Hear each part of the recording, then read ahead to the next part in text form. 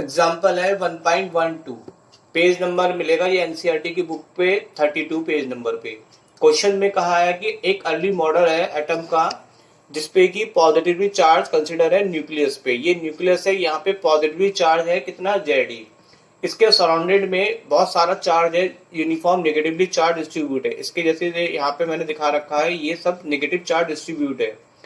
तो इस तरह से नेगेटिव चार्ज डिस्ट्रीब्यूट है कि एटम जो है वो होल इज न्यूट्रल। न्यूट्रल का मतलब है कि जितना चार्ज अगर न्यूक्लियस पे होगा उसके चारों ओर जितना चार्ज डिस्ट्रीब्यूट होगा। तो देखिए यहाँ पे वैसे मैं कहूँ कि न्यूक्लियस पे 5 चार्ज है, 5 कूलम, तो उसके चारों कितना चार्ज डिस्ट्रीब्यूट हो कि ये न्यूट्रल हो जाए। तो ये कितना होना चाहिए, -5। तो ये पूरा जो चार्ज है ये -5 होना चाहिए बाहर का। तो वो इससे कैंसिल होके क्या हो जाएगा, 0 हो जाएगा और ये न्यूट्रल हो जाएगा। तो जैसे कि आपको डायग्राम में दिखाई पड़ रहा है कि न्यूक्लियस पे चार्ज Ze है और उसके बाहर जितना भी चार्ज है वो -Ze है। तो कैंसिल होके ये 0 होके ये क्या बनना है, न्यूट्रल बनना है। फॉर दिस मॉडल, अब इस मॉडल के लिए आपको करना क्या है कि इलेक्ट्रिक फील्ड निकालना है at a distance r from the nucleus. Nucleus से r डिस्टेंस पे आपको इलेक्ट्रिक फील्ड निकालना है। अब देखिए ये नहीं कहा गया कि न्यूक्लियस से r डिस्टेंस पे इलेक्ट्रिक फील्ड कहाँ निकाले, मतलब यहाँ पे निकाले या बाहर निकाले न्यूक्लियस से, या फिर इसके बाहर निकाले। तो ये आपसे नहीं कहा गया कि न्यूक्लियस से कितनी डिस्टेंस पर आपको इलेक्ट्रिक फील्ड निकालना है। तो 3 केस हो सकते हैं इसके। नंबर 1, न्यूक्लियस से r डिस्टेंस अंदर हो सकता है। नंबर 2, न्यूक्लियस से r डिस्टेंस सरफेस पे हो सकता है। नंबर 3, r डिस्टेंस न्यूक्लियस से बाहर हो सकता है। तो हम यहाँ पे तीनों केस करेंगे क्योंकि हमें कोई मेंशन नहीं करा गया है। तो केस नंबर फर्स्ट लेते हैं, जिसके लिए हमने माना कि जो डिस्टेंस है इलेक्ट्रिक फील्ड निकालने के लिए r जो है वो इसके सरफेस से बाहर है। तो कितनी बाहर है, ये स्मॉल r डिस्टेंस सरफेस से बाहर है। तो यानी कि इलेक्ट्रिक फील्ड जो हम निकाल रहे हैं आउटसाइड द एटम, उस केस में स्मॉल r की वैल्यू कैपिटल R से क्या होगी, ग्रेटर होगी। अब देखिए यहाँ पे हम ये जो बाहर की सरफेस मैंने डॉट डॉट लाइन ड्रॉ करी है, ये हमारी गॉसियन सरफेस है जहाँ पे हमें इलेक्ट्रिक फील्ड निकालना है। तो हम देखेंगे इस पूरी सरफेस के अंदर कितना चार्ज लाई कर रहा है टोटल। तो टोटल चार्ज देखिए यहाँ पे न्यूक्लियस पे Ze है और इतने पे चार्ज कितना डिस्ट्रीब्यूट है, -Ze। यहाँ तो कोई चार्ज है नहीं, इस जगह कोई चार्ज है ही नहीं। तो यानी कि ये दोनों चार्ज मिलके अगर नेट निकालेंगे तो दोनों का रिजल्टेंट कितना आएगा, 0, क्योंकि अंदर न्यूक्लियस पे Ze है और उसके आउटसाइड पे कितना है, -Ze है। तो कितना चार्ज आएगा, 0। तो इस केस में, आउटसाइड के केस में अगर हम बात करें चार्ज की, तो चार्ज की वैल्यू हमारे पास कितनी होगी, 0 होगी। तो चलिए मैं इस बात को लिख भी देता हूं। In this case the total charge enclose by the Gaussian surface is 0, क्योंकि यहाँ पे एटम न्यूट्रल है, इसका मतलब अंदर का चार्ज कोई इसमें नहीं है। तो गॉस लॉ के थ्योरम के अकॉर्डिंग हम जानते हैं Q इक्वल टू कितना, फाई इक्वल टू कितना होता है, Q अपॉन एप्सिलॉन नॉट। तो यहाँ पे हम फाई की वैल्यू लगाते हैं। फाई का फॉर्मूला होता है EdS cos थीटा और जो चार्ज है हमारे पास वो 0 है। अगर हम EdS cos थीटा को सॉल्व करते हैं तो इंटीग्रेशन से E बाहर आ जाएगा और ds cos 0, और यहाँ का ये पूरा पार्ट राइट साइड में कितना हो जाएगा, 0 हो जाएगा। जब हम इसका इंटीग्रेशन करेंगे तो इंटीग्रेशन करते समय यहाँ पे ds का हमने इंटीग्रेशन ले लिया, कितना है, a है। तो ये इक्वल चल रहा है 0 के, और इससे a पार्ट इधर 0 में जाके 0 हो जाएगा। तो फाइनली हमारे पास इलेक्ट्रिक फील्ड क्या हो जाएगा, 0 आएगा। ये इलेक्ट्रिक फील्ड हमने निकाला है इसके बाहर साइड पे, क्योंकि हमें क्वेश्चन में मेंशन नहीं दिया गया था कि कहाँ फाइंड आउट करना है। अब सेकंड केस लेंगे हमने सेकंड केस लिया कि ये जो चार्ज है इलेक्ट्रिक फील्ड जो है वो कहाँ लाई कर रहा है, इनसाइड द सरफेस, एटम के इनसाइड द सरफेस। तो ये मैंने देखिए डॉट डॉट लाइन से ड्रॉ कर रखा है, ये हमारी गॉसियन सरफेस है जहां पे हमें इलेक्ट्रिक फील्ड निकालना है। और इस केस में स्मॉल r की वैल्यू क्या है, कैपिटल R से छोटी है। अब देखिए अगर मैं यहाँ पे पूरे इसकी बात करता तो पूरा चार्ज हमारा पास क्या था, 0 था। लेकिन अब हमें केवल इतने डॉटेड लाइन के नेट चार्ज को निकालना है। तो पहले नेट चार्ज से पहले हम ये निकालेंगे कि अंदर इसमें कितना चार्ज लाई कर रहा है।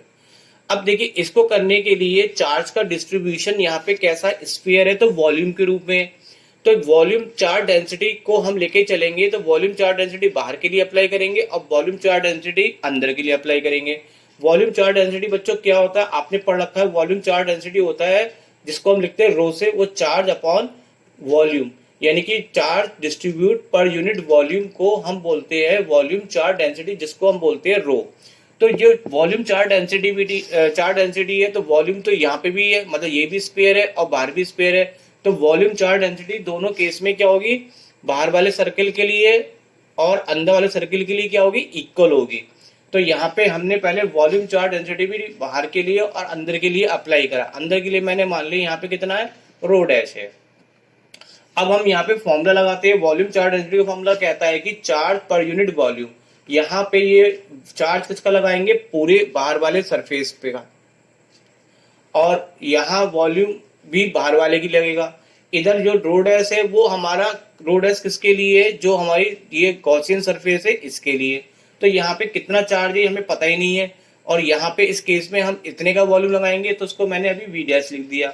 अब वैल्यू लगाते हैं। देखिए बाहर वाले सरफेस पे कितना चार्ज डिस्ट्रीब्यूट हो रहा था, चारों तरफ से नेगेटिव चार्ज कितना डिस्ट्रीब्यूट था, माइनस जेड। तो ये हमने माइनस जेड लगाया। और बाहर वाले स्फीयर का वॉल्यूम का फॉर्मूला कितना होता है, 4/3 पाई आर क्यूब। लेकिन बाहर वाले की रेडियस कितनी दे रखी है, कैपिटल आर, तो उसको हम कैपिटल आर क्यूब लगाएंगे।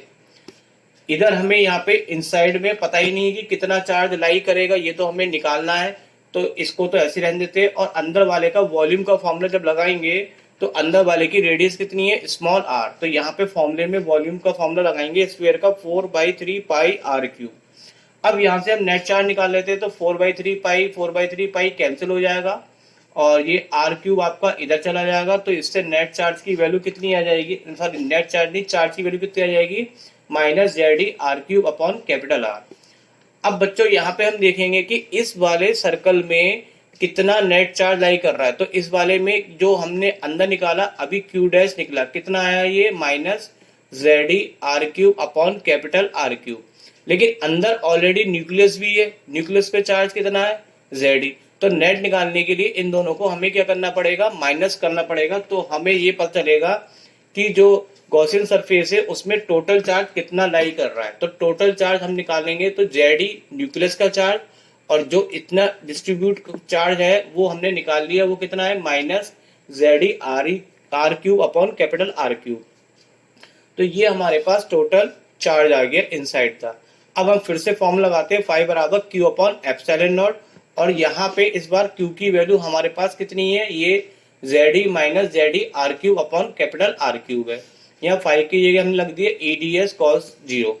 अब यहाँ पे इसमें तो ई बाहर आ गया हमारा, और ये कॉस 0 की वैल्यू 1 हो गई, और बचा DS। और राइट साइड में देखे तो यहाँ पे हमने क्या करा है बच्चों, यहाँ पे जेड मैं करके दिखाऊं, तो इसमें जेड मैंने कॉमन ले लिया, तो 1 माइनस कितना बचेगा, R cube upon capital R cube, और नीचे कितना है, एप्सिलॉन नॉट। तो मैंने इसको एक साथ लिख दिया, यहाँ पे जेड अपॉन एप्सिलॉन नॉट को एक साथ लिख दिया, और ये कितना बचा, 1 minus R cube upon R cube.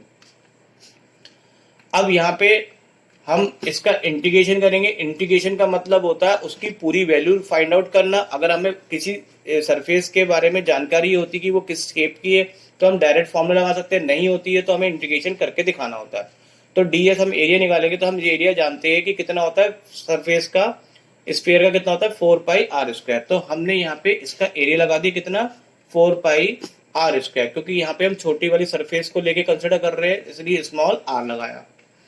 अब यहाँ से हम इलेक्ट्रिक फील्ड की जब वैल्यू निकालेंगे, तो जो इलेक्ट्रिक फील्ड की वैल्यू निकालेंगे, तो ये वाला पार्ट कहाँ जाएगा, आपका इधर ट्रांसफर हो जाएगा, डिवाइड में आ जाएगा। तो इस हिसाब से ये आ जाएगा Z upon 4 pi R square epsilon naught 1 minus R cube upon capital R cube.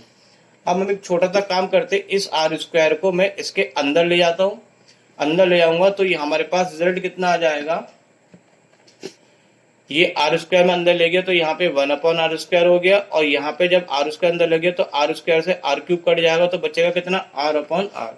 तो ये हमारे पास इलेक्ट्रिक फील्ड आ गया इनसाइड द एटम। अब तीसरा केस करेंगे कि हमने आउटसाइड निकाल लिया, इनसाइड निकाल लिया, अब हम निकालेंगे ऑन द सरफेस। सरफेस पे निकालने के लिए अभी मैंने ये पहला वाला फॉर्मूला लिखा है जो हमने अभी निकाल रखा था इनसाइड के केस में, इसी से निकलेगा। हम सरफेस पे निकालेंगे, यहाँ पे आउटलाइन में ड्रॉ कर रहा हूँ, सरफेस पे निकालेंगे। तो सरफेस में निकालने के लिए क्या होगा कि जो आर डिस्टेंस हम ले रहे थे वो अब बिल्कुल किसके बराबर होगी, कैपिटल आर के, क्योंकि यही आर होगी और यही कैपिटल आर होगी। तो बस करना कुछ नहीं है, जो अभी हमने इनसाइड में फॉर्मूला निकाला है इलेक्ट्रिक फील्ड का, उसमें स्मॉल आर की जगह कैपिटल आर लिख दीजिए या कैपिटल आर की जगह स्मॉल आर लिख दीजिए। तो हमने यहाँ पे क्या करा, कैपिटल आर की जगह स्मॉल आर लिख दिया, तो ये आर आ गया, तो आर से आर क्यूब कट जाएगा, तो कितना बचेगा यहाँ पे, चलिए मैं इसको थोड़ा सा यहाँ पे सॉल्व करूँ, तो यहाँ पे बचेगा E बराबर Z E upon 4 pi epsilon not 1/r² और -1/r²। तो यहाँ से ये कट के कितना हो जाएगा, 0। तो इस हिसाब से ये आंसर कितना हो जाएगा आपका, 0। तो ये हमने तीनों केस करे, हमने इनसाइड निकाल दिया, आउटसाइड निकाल दिया और ऑन द सरफेस, क्योंकि क्वेश्चन में कहीं भी मेंशन नहीं था कि किस जगह पे निकालना है, बस ये बताया गया था कि आर डिस्टेंस पे निकालना है। तो यहाँ पे हो गया क्वेश्चन ये कंप्लीट।